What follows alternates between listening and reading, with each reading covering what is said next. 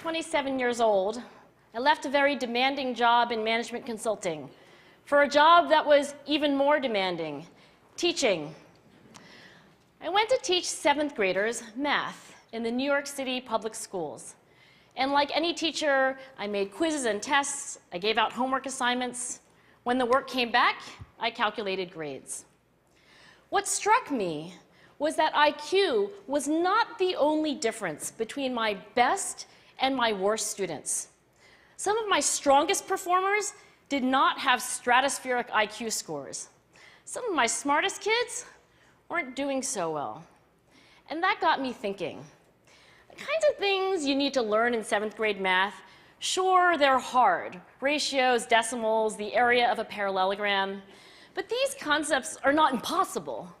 And I was firmly convinced that every one of my students could learn the material if they worked hard and long enough. After several more years of teaching, I came to the conclusion that what we need in education is a much better understanding of students and learning from a motivational perspective, from a psychological perspective. In education, the one thing we know how to measure best is IQ. But what if doing well in school and in life depends on much more than your ability to learn quickly and easily? So I left the classroom and I went to graduate school to become a psychologist. I started studying kids and adults in all kinds of super challenging settings. And in every study, my question was, who is successful here and why? My research team and I went to West Point Military Academy. We tried to predict which cadets would stay in military training and which would drop out. We went to the National Spelling Bee and tried to predict which children would advance farthest in competition. We studied rookie teachers working in really tough neighborhoods, asking which teachers are still going to be here in teaching by the end of the school year. And of those, who will be the most effective at improving learning outcomes for their students? We partnered with private companies asking which of these salespeople is going to keep their jobs and who's going to earn the most money. In all those very different contexts, one characteristic emerged as a significant predictor of success. And it wasn't social intelligence, it wasn't good looks, physical health, and it wasn't IQ. It was grit. Grit is passion and perseverance for very long-term goals. Grit is having stamina. Grit is sticking with your future, day in, day out, not just for the week, not just for the month, but for years, and working really hard to make that future a reality.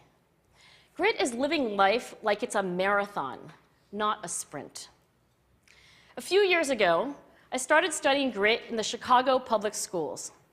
I asked thousands of high school juniors to take grit questionnaires, and then waited around more than a year to see who would graduate.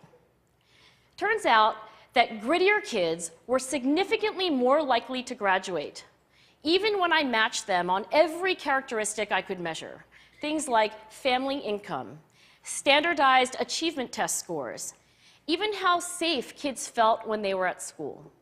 So it's not just at West Point or the National Spelling Bee that grit matters, it's also in school, especially for kids at risk for dropping out. To me, the most shocking thing about grit is how little we know, how little science knows about building it. Every day, parents and teachers ask me, how do I build grit in kids?